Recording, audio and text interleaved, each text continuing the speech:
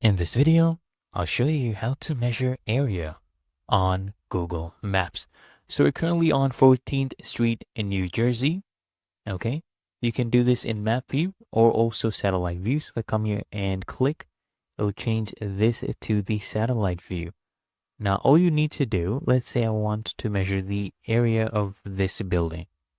Okay, just need to right click here, for example, click on measure distance, and then I'll click right here.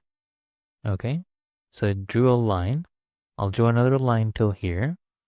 As you can see, we have two lines. I'll go ahead and click here and now connect everything.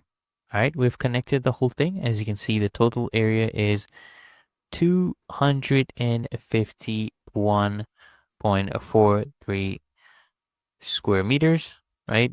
And this is the area in feet, square feet, and this is the exact distance. All right, there you go. Really that easy and simple. And if I want to remove this, I can right click and clear the measurement. Hope this helped.